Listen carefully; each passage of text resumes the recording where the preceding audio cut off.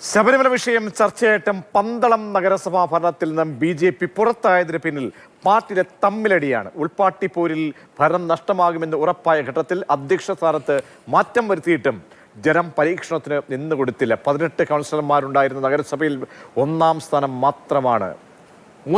മാത്രമാണ് NDAക്കുള്ളത്.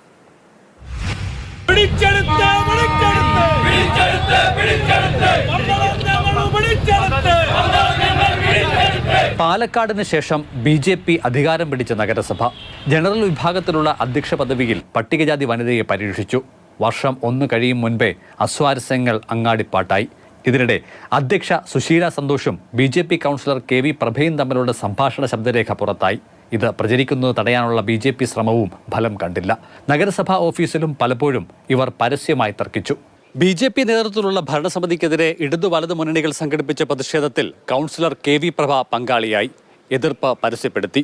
ഒടുവിൽ ഇടതുമുന്നണി കൊണ്ടുവന്ന അവിശ്വാസത്തിന്മേൽ ഭരണനഷ്ടം മണത്ത BJPക്ക് സുശീല സന്തോഷിന്റെ രാജി അനിവാര്യമാക്കി.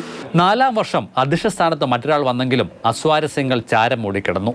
പ്രശ്നപരിഹാരത്തിനുള്ള എല്ലാ ശ്രമങ്ങളും പാളിയെടുത്ത് ജനം വോട്ടെടുപ്പിലൂടെ പ്രതിവിധി കണ്ടു. പല വാർഡുകളും ഞങ്ങൾക്ക് ലഭിക്കും എന്നുള്ള നല്ല പ്രതീക്ഷയുണ്ടായിരുന്ന പല വാർഡുകളിലും ഇവർ ക്രോസ് വോട്ട് ചെയ്തു.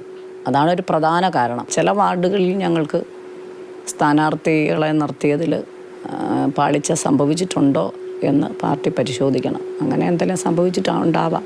നാമജപ ഘോഷയാത്രയിൽ ആയിരങ്ങൾ അണിനിരുന്നതിന് പിന്നാലെ എത്തിയ തെരഞ്ഞെടുപ്പിലാണ് BJP പന്തളം പിടിച്ചത്. ബദൽ അയ്യപ്പ സംഗമത്തിന്റെ 3ാം മാസം ഇവിടെ BJP അധികാരത്തിൽ നിന്നും തൂത്തെറിയപ്പെട്ടുവെന്നതും ശ്രദ്ധേയം. BJPയുടെ 9 കൗൺസിലർമാർ മത്സരിച്ചു. 7 പേരും പൊട്ടി. കഴിഞ്ഞ 5 വർഷക്കാലം പന്തളത്ത് BJPയുടെ കയ്യിലിരുന്ന മുനിസിപ്പൽ ഭരണം ഒരു കുരങ്ങൻ്റെ കൈ കിട്ടിയ പൂമാല പോലെയായിരുന്നു അവർ കൈകാര്യം ചെയ്തത്. പിന്നെ അവർ തമ്മിലുള്ള ആഭ്യന്തര പ്രശ്നങ്ങൾ അത് നമ്മളെല്ലാം കണ്ടതാണ്.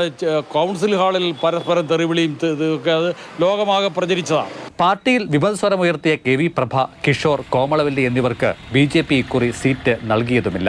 ഇത് ഒരിക്കലും ഒരു തോൽവിയായിട്ട് ഭാരതീയ ജനതാ പാർട്ടി അംഗീകരിക്കാൻ ഒക്കത്തില്ല. കാരണം ഇടതുപക്ഷവും വലതുപക്ഷവും ഒന്നിച്ചുള്ള ആ അവിശുദ്ധ കൂട്ടുകെട്ടാണ് ഭാരതീയ ജനതാ പാർട്ടിക്ക് ഈ ഒരു അവസ്ഥ ഉണ്ടായിട്ടുള്ളത്. അത് ഞങ്ങൾ മറികടക്കും.